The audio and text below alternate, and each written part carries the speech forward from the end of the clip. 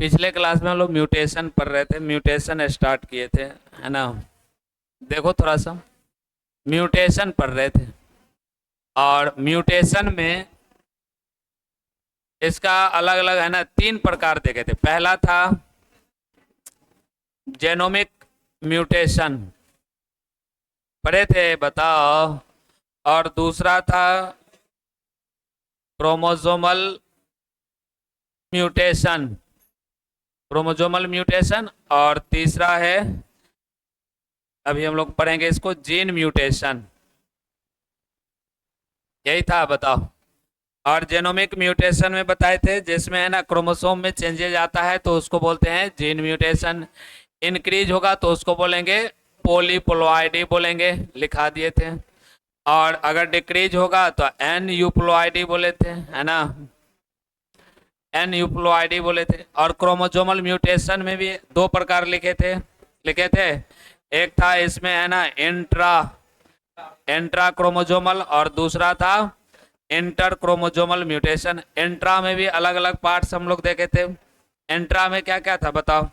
Intra में हम लोग पढ़े थे, पहला था डिफिशियंसी पढ़े थे, है ना। उसके बाद डिलेशन था, फिर इन्वर्सन था, ये सब हम लोग पढ़े थे। उसके बाद फिर इंटर में हम लोग है ना डुप्लीकेशन एगो केवल देखे थे, उसमें एक ही था। आज हम लोग पढ़ेंगे यहाँ से, कहाँ से, जीन म्यूटेशन से, है ना। कहाँ से पढ़ेंगे, जीन म्यूटेशन से। जीन म्यूटेशन क्या होता है, तो हेडिंग लगाना है जीन म्यूटेशन, और यहीं से हम लोग इसी को देखेंगे, जीन म्यूटेशन, ठीक है। तो हेडिंग लग गया होगा, जीन म्यूटेशन। देखो ये होता क्या है, नाइट्रोजन बेस जानता है तुम लोग, नाइट्रोजन बेस, है ना। एक दिन और लिखे थे नाइट्रोजन बेस के बारे में। नाइट्रोजन बेस जो होता है, नाइट्रोजन बेस, नाइट्रोजन बेस जो होता है, नाइट्रोजन बेस 2 प्रकार के होता है। एक होता है प्यूरिन और एक होता है पैरामिडीन। और प्यूरिन जो होता है ये 2 प्रकार के होता है। कौन कौन होता है, एक होता है ना एडेनिन, और एक होता है ग्वानिन या ग्वानोसिन बोलते हैं, ग्वानिन, ग्वानिन होता है। और पैरामिडीन जो होता है ये 3 प्रकार के होता है। यहाँ डायरेक्ट है ना डीएनए और आरएनए को मिला के एक साथ अगर लिखेंगे तो ऐसे लिख लेंगे, है ना। इसमें 3 प्रकार होता है। क्या क्या होता है, साइटोसिन होता है, साइटोसिन, है ना, यूरासिल, और एक होता है थायमीन। क्या होता है, थायमीन। अब देखो होता क्या है कि जो डीएनए होता है, ए लड़का क्या लड़का, जो डीएनए होता है, डीएनए में जो नाइट्रोजन बेस ये जो जुड़ा होता है आपस में, कैसे जुड़ा होता है, तो देखो आगे हम लोग डीएनए का स्ट्रक्चर सब पढ़ेंगे, आगे बहुत चीज हम लोग पढ़ेंगे डीएनए के बारे में पूरा का पूरा। इसमें देखेंगे कि sugar phosphate, sugar phosphate, sugar phosphate, है ना, इस तरह से मिलकर बना होता है। और ये शुगर क्या, इधर भी एक स्टैंड होता है, sugar phosphate, sugar phosphate, sugar phosphate, ऐसे होता है। और शुगर क्या होता है, ये आपस में क्या होता है, जुड़ा होता है सबसे। अगर ए है तो डबल बॉन्ड किससे जुड़ा होगा, टी से। ऐसे फिर यहाँ है ना फॉस्फेट नहीं, फिर शुगर केवल बॉन्ड बनाता है, यहाँ जुड़ता है। अगर मान लो कि जी है तो यहाँ ट्रिपल बॉन्ड सी के साथ जुड़ता है। जी क्या होता है, तो देखो जी ग्वानिन है और सी साइटोसिन है। तो ये जब भी जुड़ेगा ट्रिपल हाइड्रोजन बॉन्ड के द्वारा क्या होगा, जुड़ता है। और जब ये ए एडेनिन है और टी थायमीन है। और यूरासिल जो होता है, यूरासिल आरएनए में जुड़ता है, आरएनए में रहता है, डीएनए में ये यूरासिल नहीं रहता है। तो यही कहलाता है नाइट्रोजन बेस। ये क्या है, नाइट्रोजन बेस। अगर मान लो कि यहाँ सी है तो ट्रिपल हाइड्रोजन बॉन्ड जी के साथ ये क्या होगा, जुड़ेगा। तो यही कहलाता है नाइट्रोजन बेस। बात समझ में आ रहा है। तो इसी में जब चेंज हो जाता है, इसी में जब परिवर्तन होगा, अगर यहाँ है ना ए है टी है और इसी में कहीं अगर चेंज हो गया, यहाँ पर किसी में चेंज हो गया, तो इसी में जब परिवर्तन हो जाता है तो इसी को कहा जाता है जीन म्यूटेशन। इसी को क्या कहा जाता है, जीन म्यूटेशन कहा जाता है। और जब एक पॉइंट पर चेंज होगा तो उसको पॉइंट म्यूटेशन कहते हैं। केवल एक ही जगह है ना, एक बिंदु पर एक जगह केवल चेंज होगा तो उसको कहेंगे पॉइंट म्यूटेशन कहते हैं। और जिसके द्वारा होता है उसको कहा जाता है म्यूटाजेन कहा जाता है ना, म्यूटाजेन कहा जाता है। तो ये है ना, तो ये जो है ये भी इम्पोर्टेंट है, पूछा जाता है, खूब पूछता है, तो इसको याद रखना है। और इस सब के बारे में हम लोग आगे पढ़ेंगे। अभी बस इतना याद रखना है कि नाइट्रोजन बेस जब चेंज हो जाता है तो ये क्या कहलाता है, जीन म्यूटेशन कहलाता है। अब जब एक पॉइंट पर होगा तो पॉइंट म्यूटेशन कहते हैं, है ना। ये सब बात को केवल याद रखना है। और ये सब होता क्या है, इतना बार लिखेंगे, इतना बार पढ़ेंगे कि याद हो जाएगा, है ना। इस सबको घबराना नहीं है, ठीक है। तो इसके बारे में पहले लिख लेते हैं, जीन म्यूटेशन के बारे में, उसके बाद फिर अलग अलग बात करेंगे। लिखो लिखो, लिखाते हैं बोल के ही।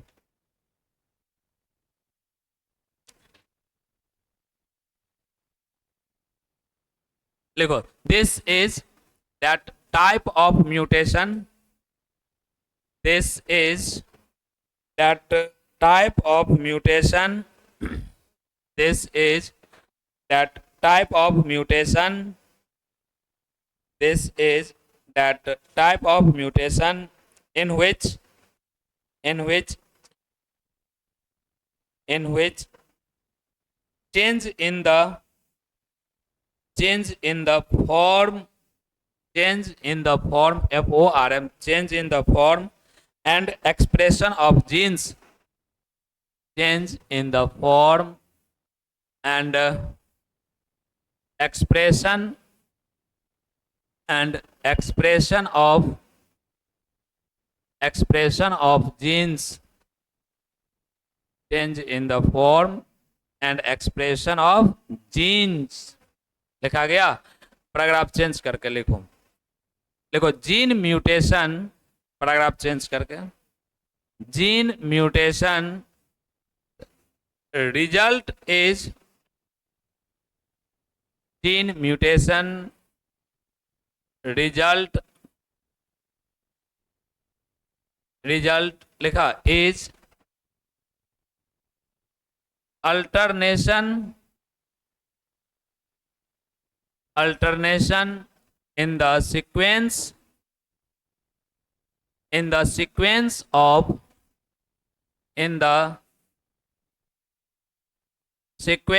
of बेस, या इसी को कहते हैं नाइट्रोजन बेस, और नाइट्रोजन बेस ऑफ डीएनए और a change in the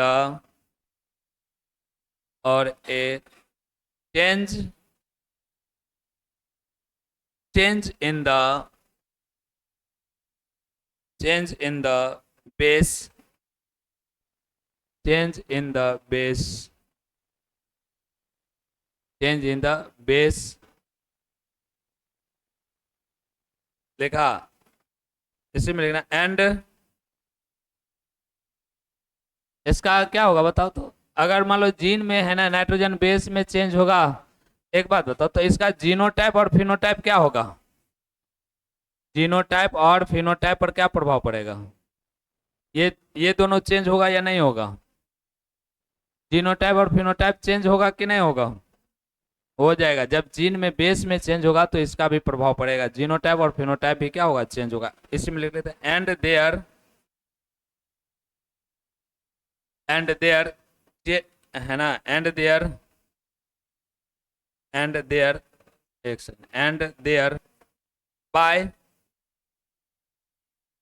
by change in genotype and phenotype,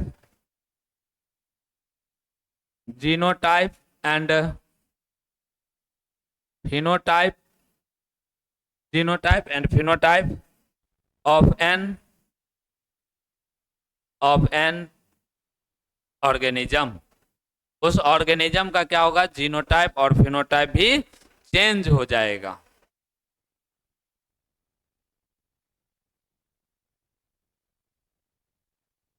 क्योंकि जीनोटाइप यहां क्यों होगा, क्योंकि जीन में चेंज हो रहा है, तो जीन में जहां जहां चेंज होगा उसका जीनोटाइप क्या होगा, चेंज होगा ही। और जब जीन में चेंज हो रहा है, जीनोटाइप चेंज होगा, तो उसका फिनोटाइप भी क्या होगा, चेंज हो जाएगा। ये बात लिखा गया। लिख लो, हिंदी लिखते हैं, लिखो।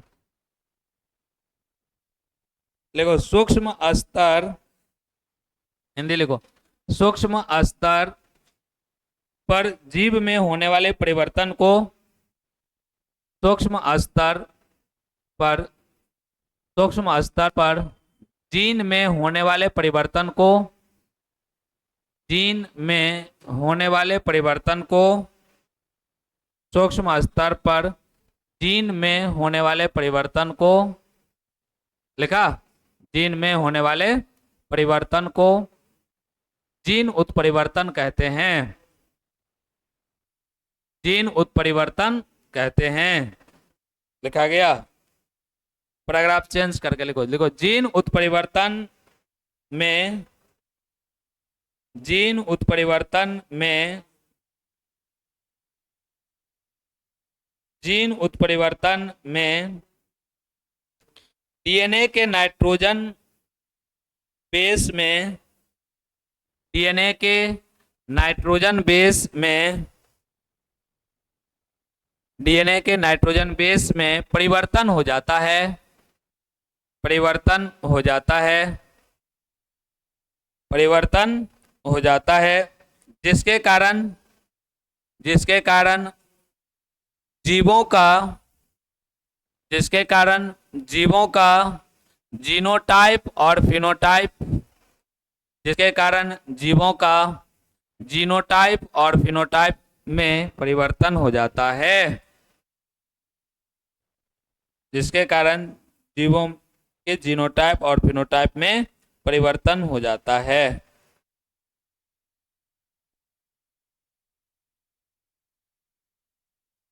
लिखा गया, ये हो गया। तो जब भी है ना जीन म्यूटेशन होगा, इसका मतलब है कि उसके नाइट्रोजन बेस में कहीं ना कहीं क्या होगा, चेंजेज होगा। और जब चेंज होगा तो इसका मतलब है कि उस ऑर्गेनिज्म में है ना जीनोटाइप और फिनोटाइप दोनों में क्या होगा, चेंज। अब कोई ऐसा नहीं ना सोच रहा है कि जीनोटाइप क्या होता है, फिनोटाइप क्या होता है, बताए थे सारा बात, है ना। जीनोटाइप और फिनोटाइप के बारे में खूब रेशियो सब निकाले थे। जीनोटाइप और फिनोटाइप दोनों में क्या होगा, चेंज होगा। इसी में अगर कहा जाता है कि अगर एक पॉइंट पर है ना, किसी बिंदु पर अगर इसमें बेस में चेंजेज आ जाता है तो उसका मतलब उसको अलग सा टर्म दिया गया है, उसको बोलते हैं पॉइंट म्यूटेशन। जैसे अभी यहाँ बनाए, अब यहाँ पर एक जगह केवल चेंज होगा, एक जगह है ना, सिर्फ एक जगह, तो इसको क्या बोलेंगे, पॉइंट म्यूटेशन। क्या बोलेंगे, point mutation.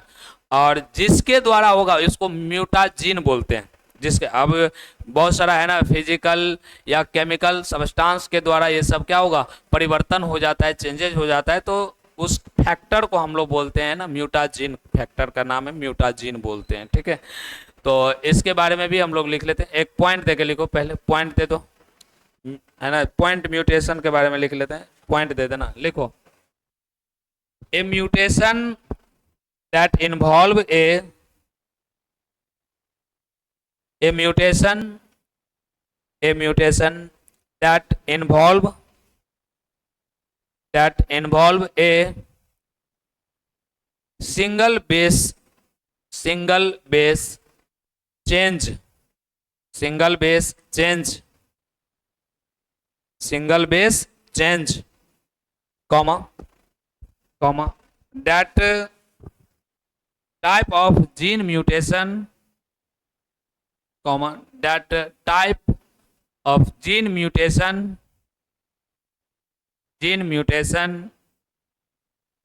is called, that type of gene mutation is called, क्या बोलते हैं, point mutation, is called point mutation, point mutation कहते हैं इसको। क्या बोलेंगे, पॉइंट म्यूटेशन कहेंगे। तो कहीं एक जगह है ना, एक जगह नाइट्रोजन बेस में जब चेंज आएगा, चेंजेज आएगा, तो इसको बोलते हैं पॉइंट म्यूटेशन कहते हैं। क्या बोलते हैं, पॉइंट म्यूटेशन कहते हैं। लिखा गया, लिखो, हिंदी लिखेगा इसका, लिखो। वैसा जीन उत्परिवर्तन, वैसा जीन उत्परिवर्तन जिसमें केवल एक नाइट्रोजन बेस में परिवर्तन होता है, वैसा जीन उत्परिवर्तन जिसमें केवल एक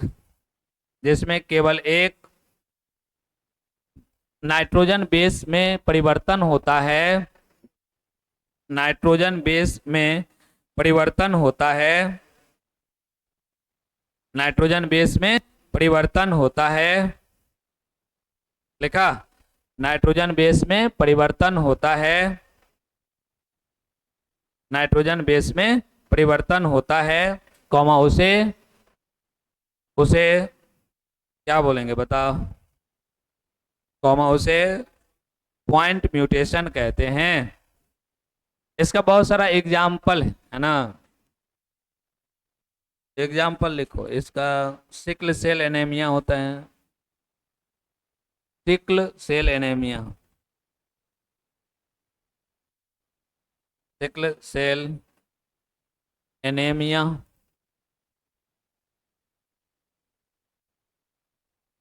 sickle cell anaemia, sickle cell anaemia. एक होता है हीमोफीलिया, हीमोफीलिया, अल्लाह कितना हल्ला करे लग, हीमोफीलिया। और बताओ, कलर ब्लाइंडनेस,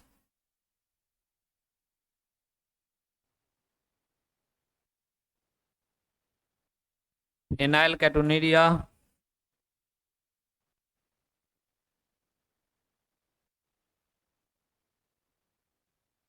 फिनाइल कैटोनूरिया, एटीसी कर दो, फिनाइल कैटोनूरिया एटीसी। तो सिकल सेल एनीमिया हो गया, हीमोफीलिया हो गया, कलर ब्लाइंडनेस हो गया, फिनाइल कैटोनूरिया हो गया। ये सब क्या होता है, पॉइंट म्यूटेशन का एग्जाम्पल है। और इस सब के बारे में पढ़ना भी है ना, तो पढ़ेंगे भी हम लोग, इस सब के बारे में पढ़ेंगे भी।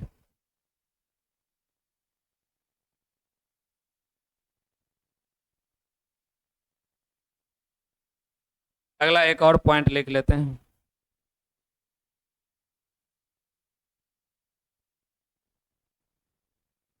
लिखो अगला पॉइंट, लिखो एक और लिखते हैं, लिखा गया ना ये, देखो इसका नाम है सिकल सेल एनीमिया, पढ़ेंगे हम लोग है ना। अभी ये खत्म करके यही पहले पढ़ेंगे, सिकल सेल एनीमिया पढ़ेंगे, फिर हीमोफीलिया है, कलर ब्लाइंडनेस, फिनाइल कैटोनूरिया, सारा हम लोग है ना पढ़ेंगे। तो एक और पॉइंट लिख लेते हैं ना इसमें, लिखो द फिजिकल एंड केमिकल, लिखो पॉइंट देके, the physical and chemical, the physical and chemical agent of A factor, लिखा एजेंट, लिखा the physical and chemical of A factor, A factor, factor लिखाया, फैक्टर नहीं बोल रहे हैं, फैक्टर, तुम लोग फैक्टर लिख रहा है, फैक्टर लिखा, factor that bring about, that bring, BRING, that bring about mutation, that bring about mutation, comma देके लिख लो। that factor or agent is called, that factor or agent is called क्या होगा बताओ तो, mutagen, is called mutagen, is called mutagen, is called mutagen, mutagen लिखा। किसी के पास भारतीय भवन का बुक है, लेके आता था पहले, कोई और इसके अलावा, कोई एनसीईआरटी के अलावा कोई और?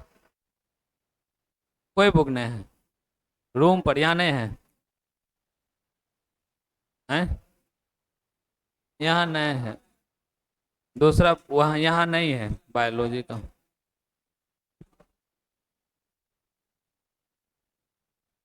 चलो ए, हल्ला नहीं करो, हल्ला नहीं करो।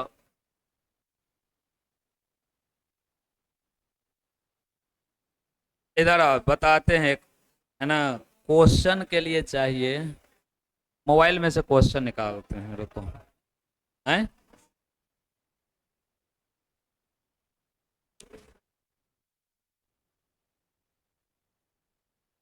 ए हल्ला, ये सब हल्ले इतना न करे लगता है कि अ,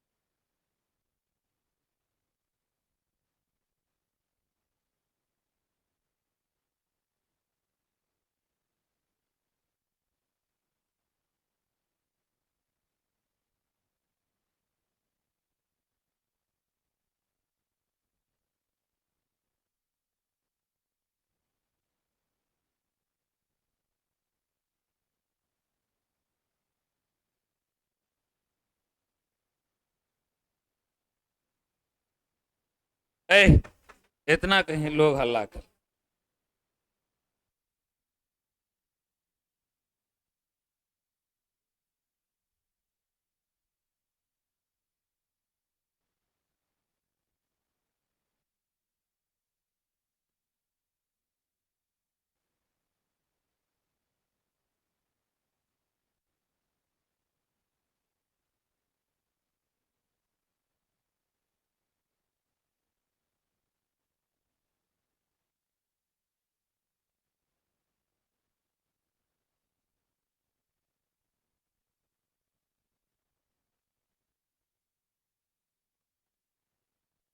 ए इतना हल्ला कर रहा है। और इधर, अरे वो टेस्ट नहीं लिए थे, उसमें 4-5 को क्वेश्चन लिखो तो आओ, आज टेस्ट लेते हैं। आया है वो लड़का, तुम ही था ना, थर्ड डिवीजन, थर्ड पर जे। आओ इधर आओ तो जे का यहाँ बैठ के लिखो तो। आओ नहीं, आओ तुम ही आओ। तुम वहीं रहो, अभी क्वेश्चन बनिए रहा है तो। 4-5 को क्वेश्चन लिखो इसमें से, ठीक। हिंदी में लिखे कि इंग्लिश में? हिंदी में? इंग्लिश में? तो केवल इंग्लिश में रहेगा तो ठीक।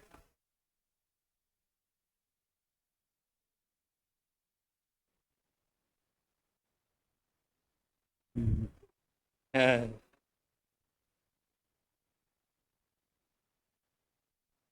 अरे भुला जाते हैं, रूम पर रहते हैं बैठ ले, लेकिन भुला जाते हैं तो।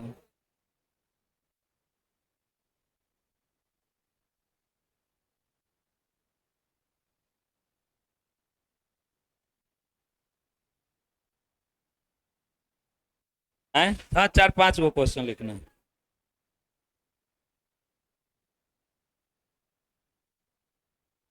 ए हल्ला नहीं ना करो जी।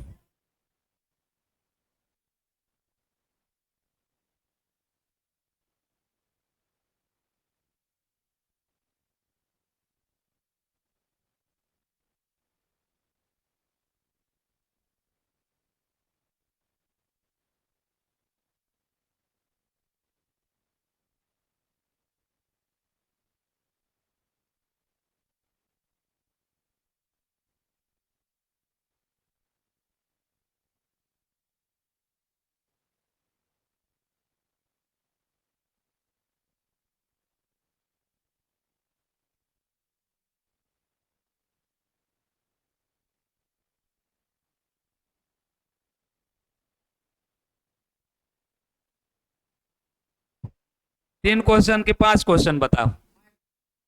तीन दे देते हैं, 3 को क्वेश्चन देते हैं, 3 को देखते हैं कितना, 3 को लिख दो, 3 को जल्दी जल्दी लिख दो। तब तक इधर हम लोग देखते भी, इधर पढ़ते भी थोड़ा सा, है ना, तब तक तुम लिखते रहो। तो यहाँ तक समझ में आया? तो म्यूटाजेन क्या होता है समझ में आया? म्यूटाजेन, है ना। तो म्यूटाजेन का मतलब क्या हुआ? ऐ सुनो, हला नहीं करो, अब सुनो। देखो म्यूटाजेन का कौन कौन चैप्टर का था? दूसरा, पहला दूसरा चैप्टर था ना, वही दोनों ना, हाँ वही क्वेश्चन। तो देखो म्यूटाजेन है, म्यूटाजेन क्या होता है? तो पहले पॉइंट म्यूटेशन क्या होता है कि जहां भी, यहाँ देखो, यहाँ क्या लिखे थे, जैसे ये नाइट्रोजन बेस है, तो अगर एक जगह कहीं भी यहाँ हो गया या फिर यहाँ हो गया, कहीं भी क्या होगा? चेंजेज होगा।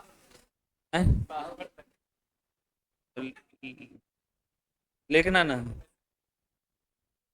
हाँ तीनों को लिखना।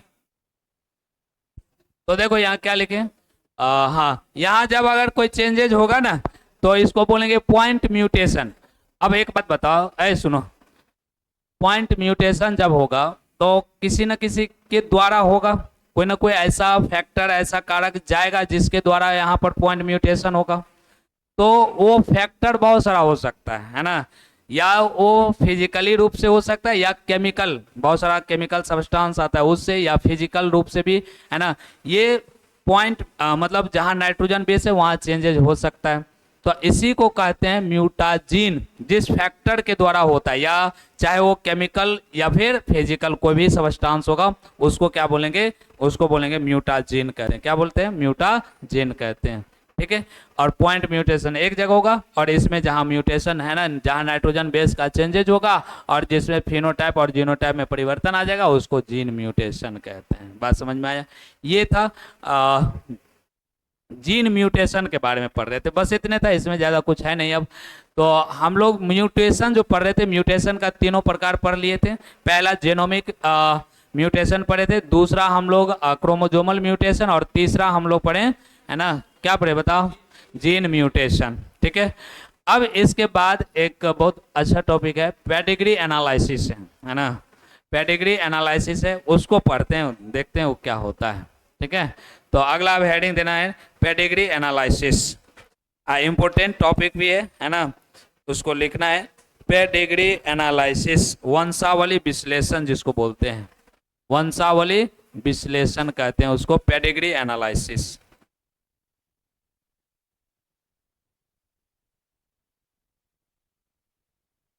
Pedigree analysis, pedigree analysis, pedigree analysis, pedigree analysis, pedigree analysis, pedigree analysis लिखा। वंशावली विश्लेषण, हिंदी नहीं लिखे, वंशावली विश्लेषण, वंशावली विश्लेषण, वंशावली विश्लेषण, पेडिग्री एनालिसिस, वंशावली विश्लेषण, वंशावली विश्लेषण, वंशावली विश्लेषण, पेडिग्री एनालिसिस, वंशावली विश्लेषण।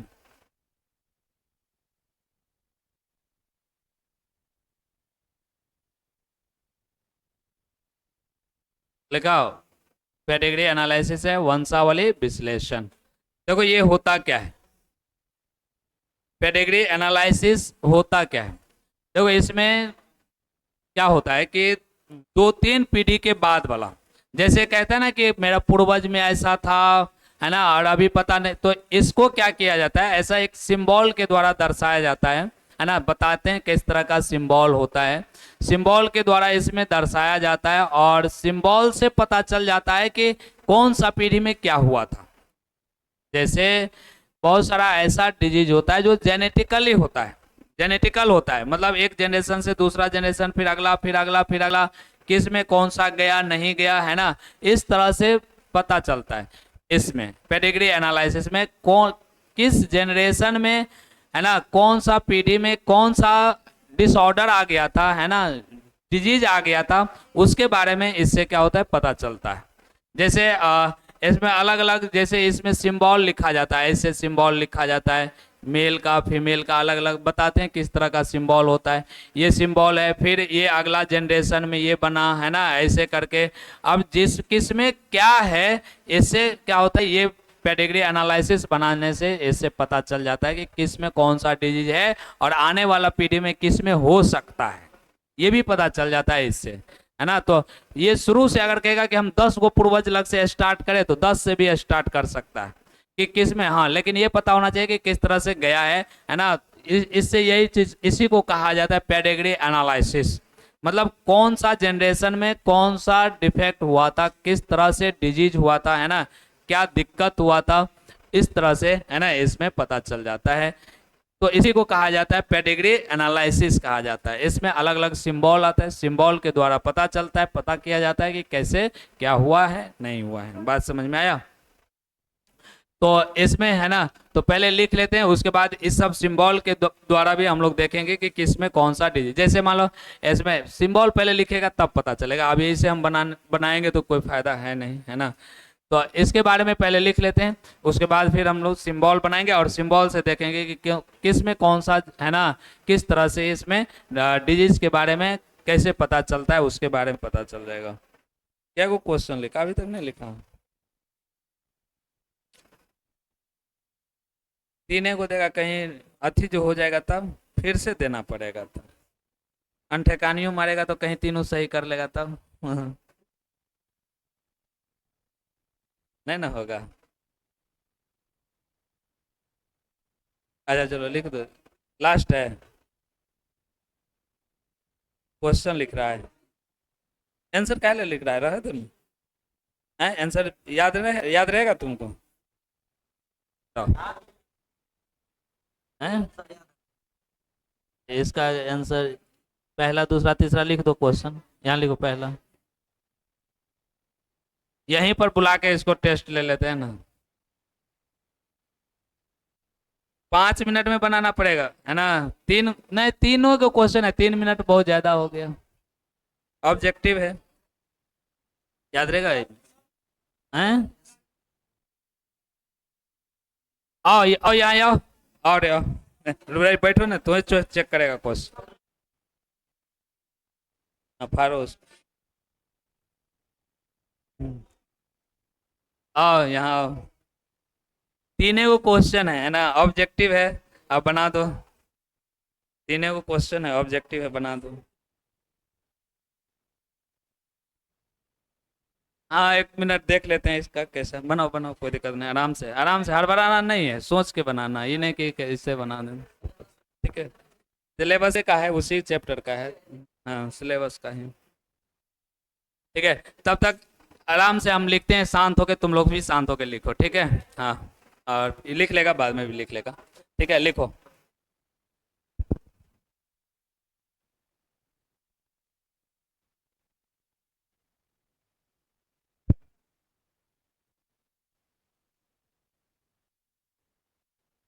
अब तू ही बता, नहीं देना है आंसर तो तो देखते रहेगा, दोनों बता रहा है कि, हाँ लिख।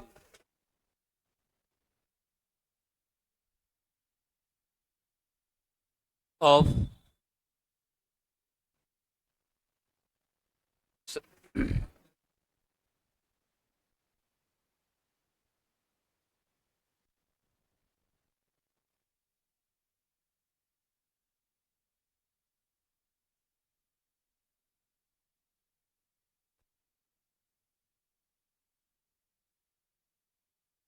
हल्ला नहीं करो, हम लिख रहे हैं बोर्ड पर, लिखो शांत होके। तो हल्ला क्यों कर रहा है, अरे लिखो, हम लिख रहे हैं, शुरू वो नहीं किया, लाओ तो डंडा, लिखो, शुरू करो, लिख रहे, लिखो।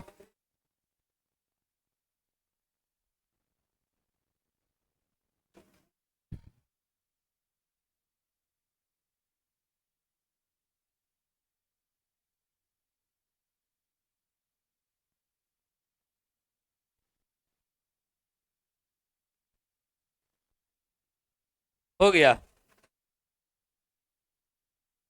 अच्छा अच्छा ठीक।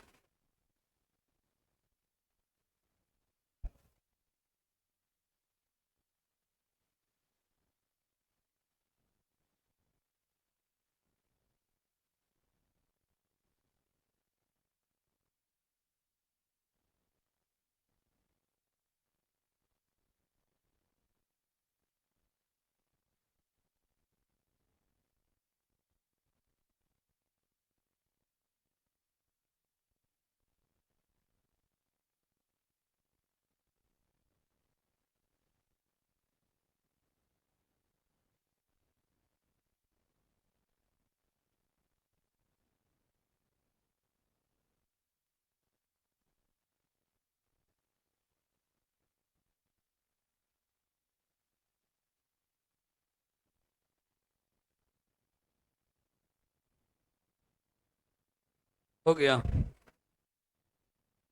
देख लो एक बार सही से और।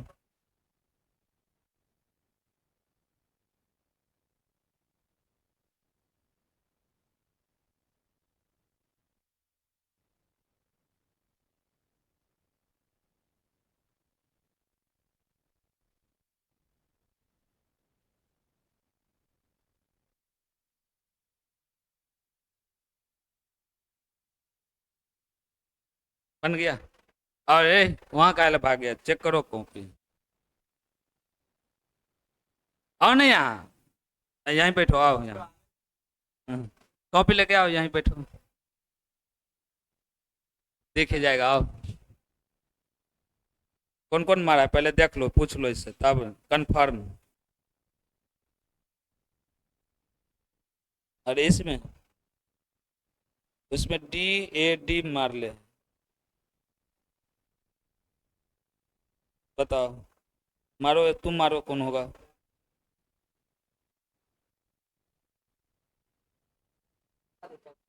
आए, आंसर मारो ना तुम।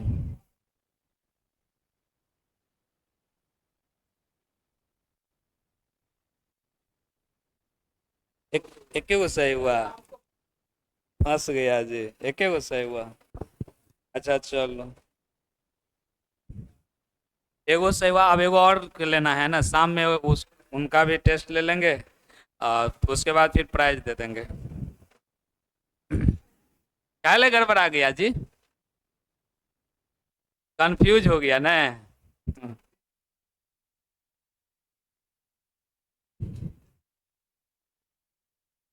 इसको यहीं रख देते हैं, शाम में फिर काम देगा ना। शाम में फिर इसी में रख देते हैं।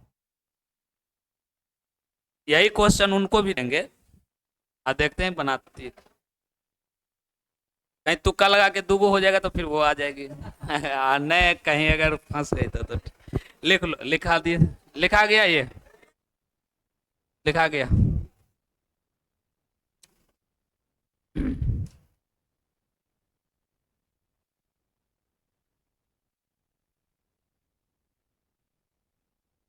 तो डायग्राम के द्वारा है ना इसको दिखाया जाता है, वही कहलाता है।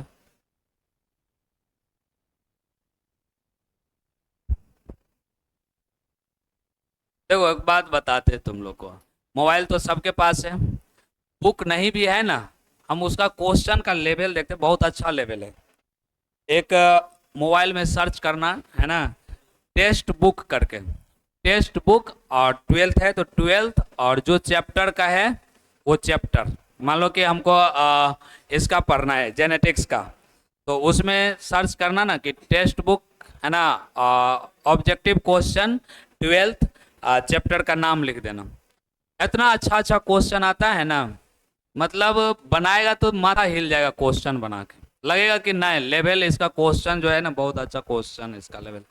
और लगभग लगभग उसी हिसाब से सब सब कुछ में क्वेश्चन रहता है ना। तो अगर मान लो कि ठीक है बुक नहीं है, बुक से नहीं पढ़ पा रहे हैं, तो मोबाइल है, अब जैसे कभी बैठे, अब मान लो कि सोए हुए, रील्स के बजाय क्या करो उसी को बनाओ। ऑब्जेक्टिव टाइप का रहता है, पढ़ पढ़ के आंसर मारते जाओ, हिंदी इंग्लिश दोनों में रहता है, तो उसको क्या करो मारते जाओ पढ़ पढ़ के। और देखो उसका आंसर भी नीचे दिया रहता है, और जैसे मारेगा तो आंसर भी आ जाएगा, तो पता चल जाएगा कि क्या सही बना रहे हैं कि गलत बना रहे हैं, है ना। तो बनाना एक बार ट्राई करना, देखना अच्छा लगेगा बनाने में, जितना देर रील्स, हैं? क्या होता? गूगल पे मारना है, यूट्यूब पर नहीं, गूगल पर। गूगल पर आता है ना, क्रोम से जाके या गूगल से कहीं भी जाके, है ना, करना देखना, बहुत अच्छा क्वेश्चन का लेवल आता है वहां, बनाना अच्छा से। अब हम ये कर रहे हैं सुनो, आधा घंटा जब रील्स देख रहा है तो रील्स से अच्छा है कि आधा घंटा में 10 गो क्वेश्चन बना लो, क्वेश्चन बन जाएगा। लिखो, इसका हिंदी लिख लेते हैं, लिखो। पहले से लिखो, हिंदी लिखो। लिखो, दो या दो से अधिक, हिंदी लिखो, दो या दो से अधिक, दो या दो से अधिक पीढ़ियों तक पाए जाने वाले, दो या दो से अधिक पीढ़ियों तक, पीढ़ियों तक पाए जाने वाले, पीढ़ियों तक पाए जाने वाले, पीढ़ियों तक पाए जाने वाले आनुवंशिक गुणों की, आनुवंशिक गुणों की वंशागति का चित्रण द्वारा, आनुवंशिक गुणों की वंशागति का, वंशागति का चित्र द्वारा, चित्र द्वारा प्रदर्शन को, चित्र द्वारा प्रदर्शन को वंशावली कहते हैं, वंशावली कहते हैं। और इसमें, और इसमें पाए जाने वाले, और इसमें पाए जाने वाले आनुवंशिक लक्षणों के विश्लेषण को, और उसमें पाए जाने वाले आनुवंशिक लक्षणों के विश्लेषण को वंशावली विश्लेषण कहते हैं, वंशावली विश्लेषण कहते हैं। लिखा गया, वंशावली विश्लेषण कहते हैं। ये केवल हम लोग अपना, है ना, मानव में भी नहीं कर सकते, इसमें एनिमल में भी किया जाता है। जैसे एनिमल होता है ना, डोमेस्टिक, जिसको डोमेस्टिक होता है, घरेलू पशु जो होता है, उसमें भी ये, है ना, कर सकते हैं। अलग अलग इसका क्या करते हैं, डायग्राम के द्वारा इसको दर्शाया जाता है कि किस किस जनरेशन में किस टाइप का है ना, ये सब दर्शाया जाता है। ठीक है, तो पेडिग्री एनालिसिस का मतलब समझ में आया कि दो या दो से अधिक पीढ़ी में, है ना, मतलब 10 गो पीढ़ी है तो 10 पीढ़ी में अगर पता करना चाहता है कि कौन सा पीढ़ी में किस तरह का विकार आया था, नहीं आया था, है ना, किस तरह का कौन सा कैरेक्टर आया था, नहीं आया था, तो उसका डायग्राम के द्वारा, एक, है ना, डायग्राम के द्वारा दर्शा सकते हैं, जिसको फैमिली ट्री के नाम से भी जानते हैं, है ना, फैमिली ट्री के नाम से भी जानते हैं। ये होता है, इसको कहते हैं पेडिग्री। और इसका सारा एनालिसिस जो किया जाता है ना, विश्लेषण किया जाता है, तो इसी को मिला करके बोला जाता है पेडिग्री एनालिसिस कहा जाता है ना, पेडिग्री एनालिसिस कहा जाता है। एक दो पॉइंट लिखते हैं, लिखो पेडिग्री एनालिसिस में लिखना है, पॉइंट देके लिखना है, ठीक है, पॉइंट देके लिख लो। लिखो, किस में होता है, तो ज्यादातर, है ना, मानव में तो होता ही है, मानव के साथ साथ एनिमल में भी होता है। लिखो, it is employed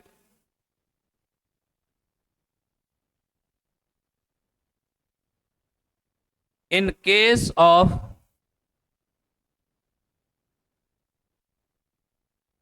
case of human beings and mating, human beings and mating, comma, domesticated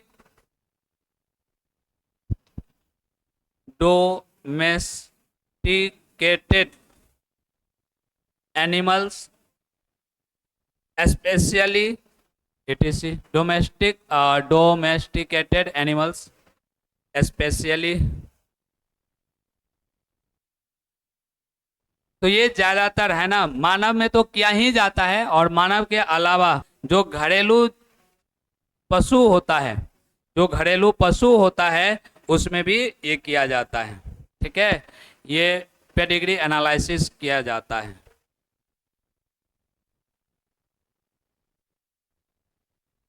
लिखा गया। लिखो वंशावली विश्लेषण को, वंशावली विश्लेषण को, वंशावली विश्लेषण को हिंदी लिखा रहे हैं, लिख लो ना।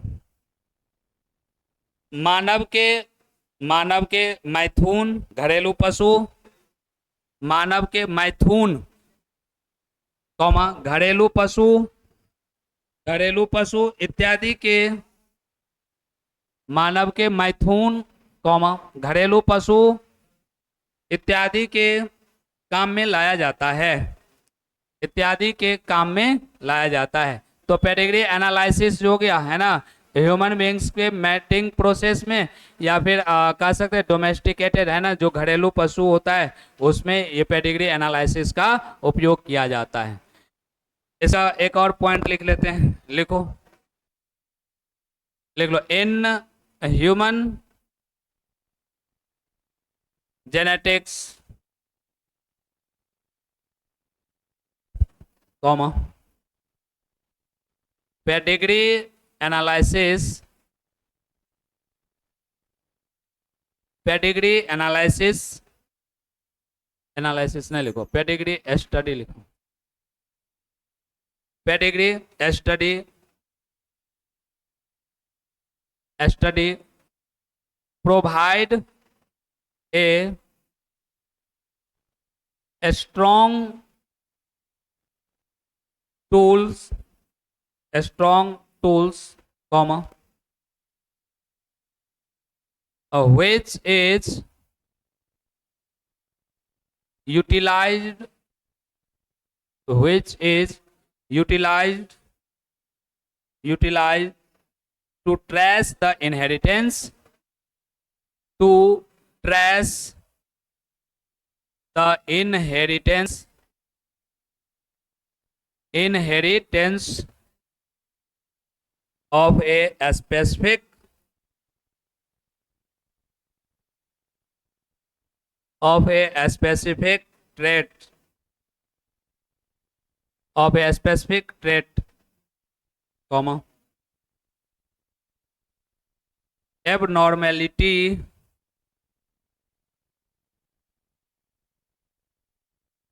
abnormality or disease,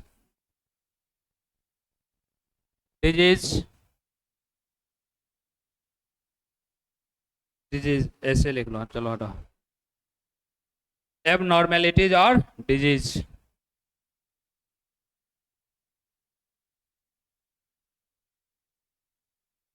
अच्छा लिखो पहले, इसके बाद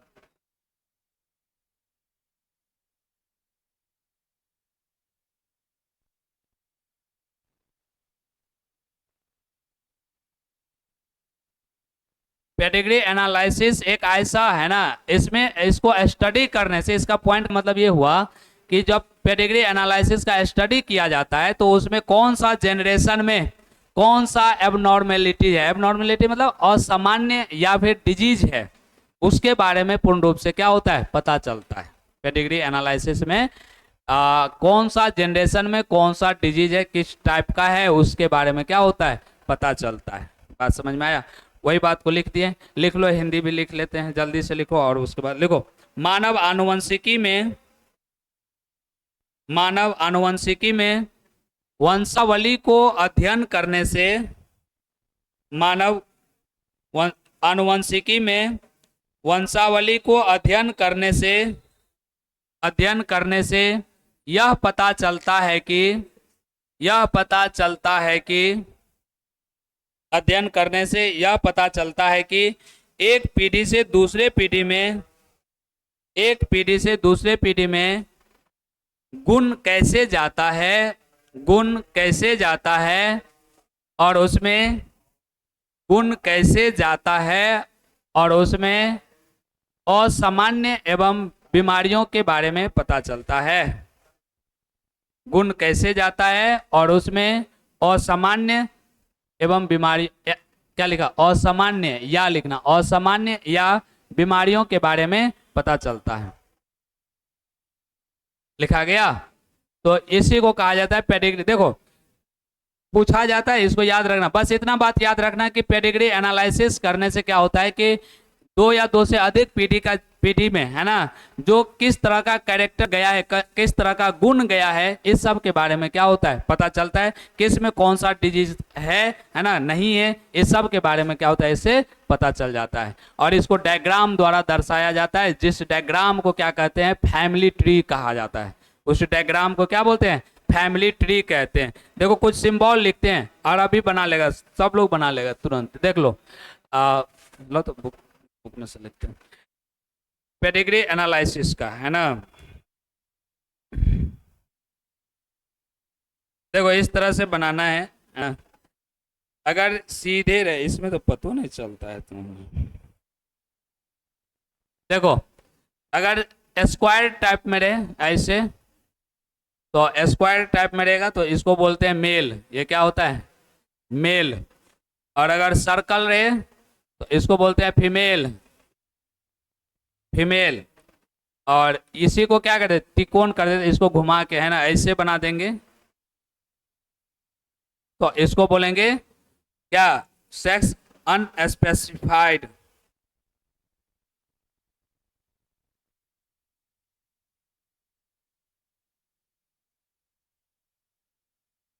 इस तरह से होता है। अरे लिखते जाओ ना, ये सब कुछ है नहीं तो फिर से ऊपर नीचे करते रहो, लिखते।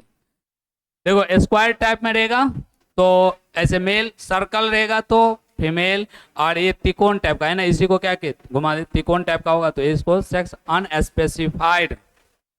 इसका क्या मतलब होता है, क्या लिखा है हिंदी में बताओ तो।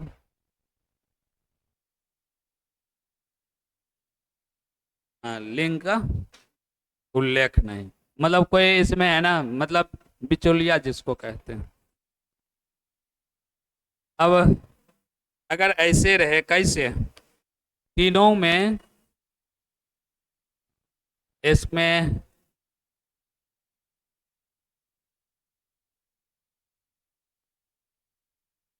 ये हो गया,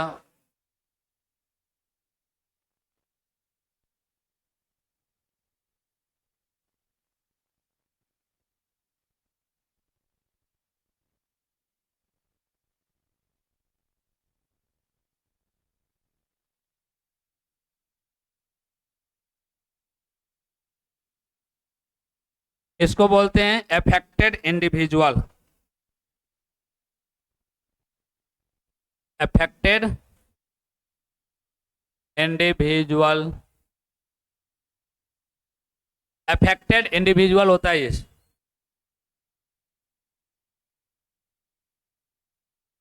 उसके बाद लिखते हैं, बताओ ये क्या है, मेल, और ये क्या है, फीमेल। दोनों ऐसे जुड़ा रहे, इसका मतलब ये मैटिंग है, मतलब दोनों पति पत्नी है।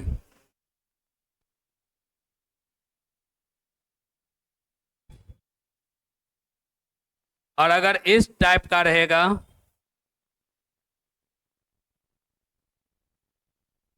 इस टाइप का दो लकीर से जुड़ा रहेगा, तो इसका मतलब इसी के, है ना, रिलेशन के बीच में, मतलब ये मैटिंग होगा, अपने रिलेशन में ही होगा, वैसे मैटिंग बिटवीन रिलेटिव्स।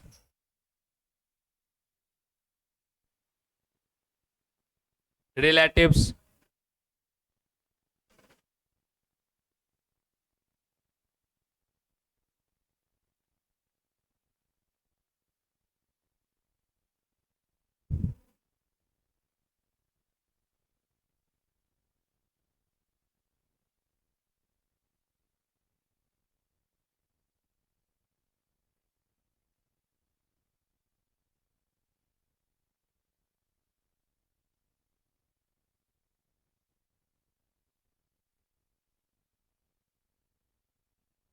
इसका मतलब होता है parent above and children below.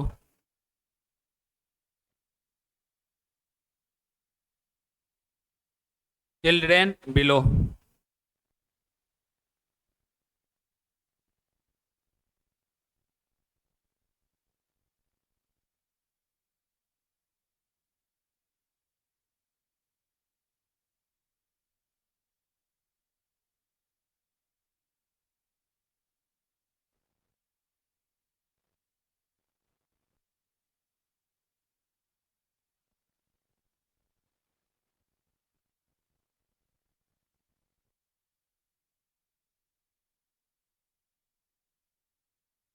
Parent with male child affected with disease, affected with disease.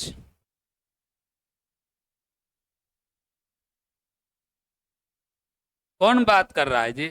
काहे बात करता है बताओ तो।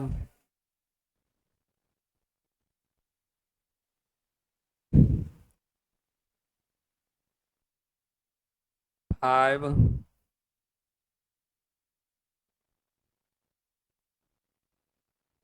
unaffected offspring. बस ये बात याद रखना है। देखो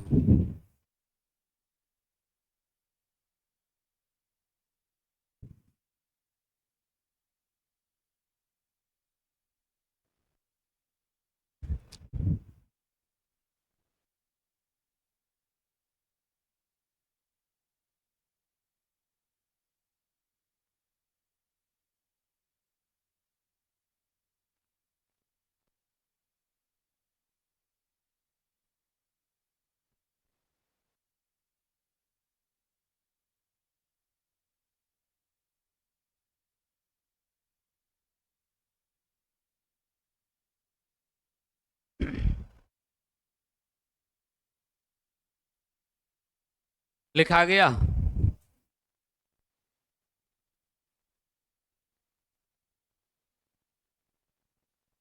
पांच लिखल है।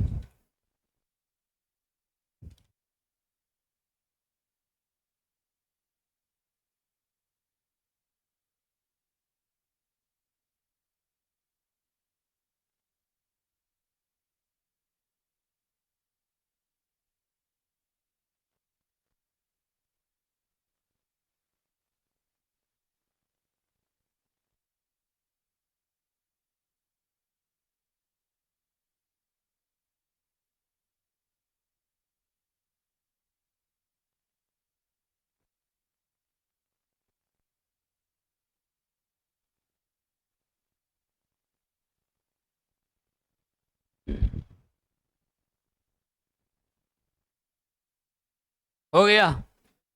देखो इसमें क्या लिखे हैं।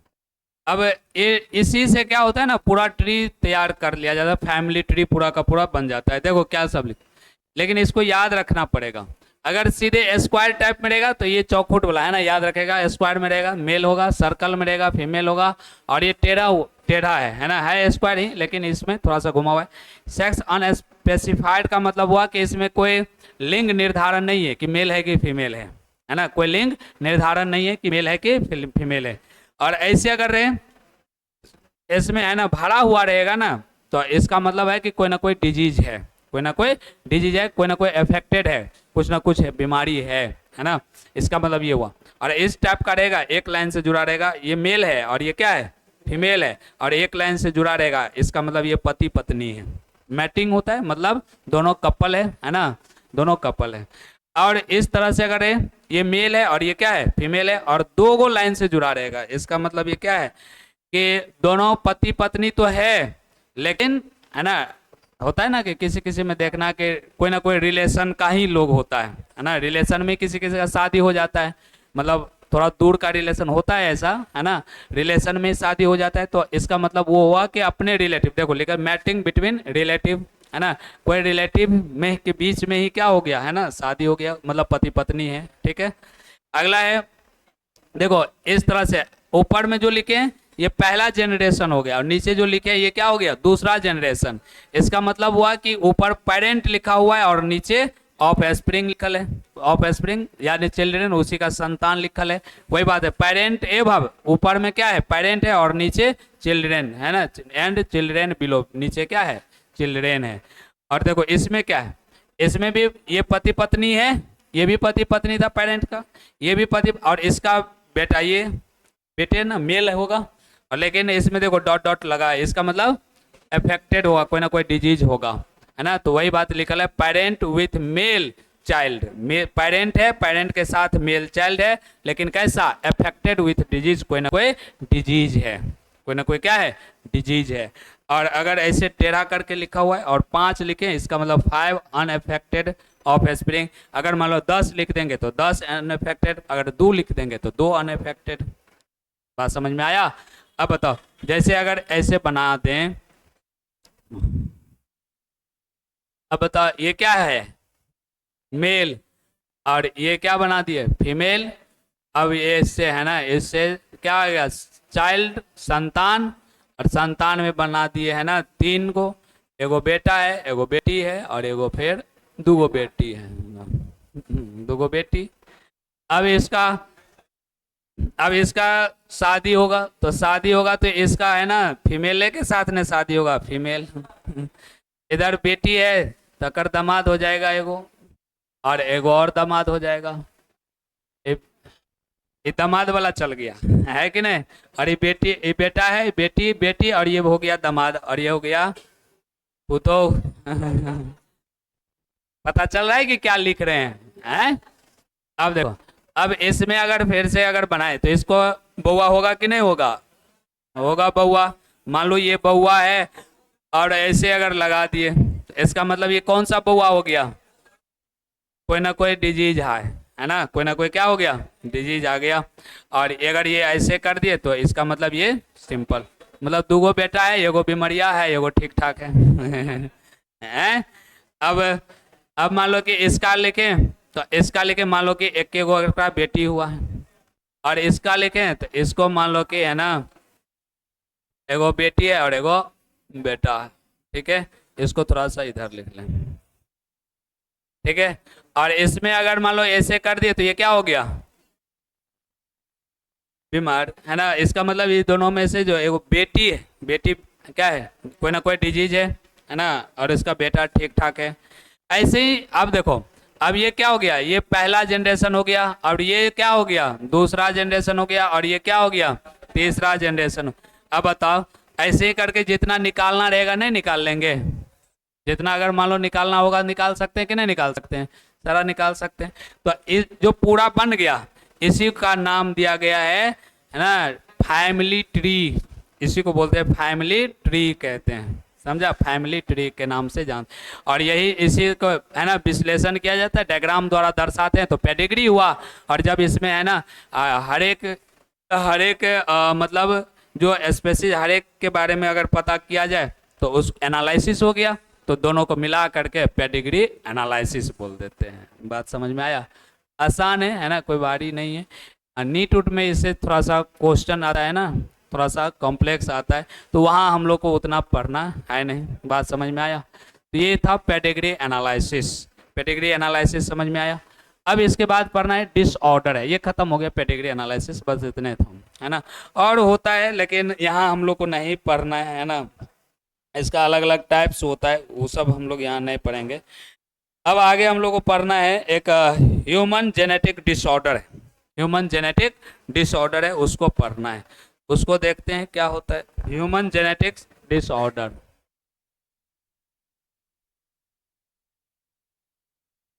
Human genetics disorder, disorder, human genetic disorder, ये पढ़ना है, लिख लो। मानव आनुवंशिकी, मानव आनुवंशिकी की गड़बड़ी,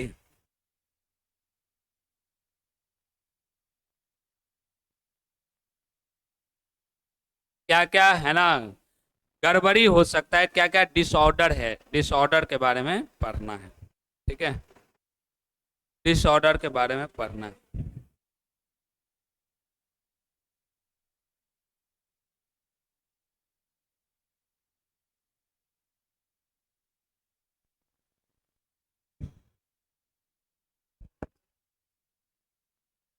लिखना, 2 प्रकार के, देखो ये गड़बड़ी हम लोग को पढ़ना है, 2 प्रकार के पढ़ना है। एक पढ़ना है मेंडेलियन डिसऑर्डर करके, है ना, मेंडेलियन डिसऑर्डर और एक पढ़ना है क्रोमोजोमल डिसऑर्डर। मेंडल वाला से क्या क्या है ना डिसऑर्डर आया वो वाला पढ़ना है, और एक पढ़ना है क्रोमोजोम के द्वारा, है ना। तो दोनों के बारे में अलग अलग करके पढ़ेंगे। तो इसमें दो प्रकार के होता है, तो सीधे लिख दे या ऐसे करके लिख लेते हैं। लिखो all types of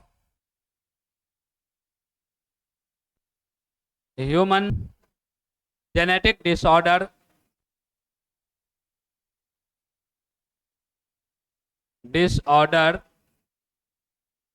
may be two groups या कैटेगरीज बोल सकते हैं, दो ग्रुप या कैटेगरीज में बांटते हैं। कौन कौन है? पहला मेंडेलियन डिसऑर्डर, मेंडेलियन डिसऑर्डर, और एक है क्रोमोसोमल डिसऑर्डर, क्रोमोसोमल डिसऑर्डर। इसको है ना गड़बड़ी डिसऑर्डर को विकार भी कहीं कहीं लिखा रहता है, तो घबराना नहीं, कहीं कहीं विकार रहता है, विकार गड़बड़ी, या कहीं कहीं क्या रहता है विकार भी रहता है। तो मेंडेलियन विकार बोल सकते हैं इसको। और एक क्रोमोसोमल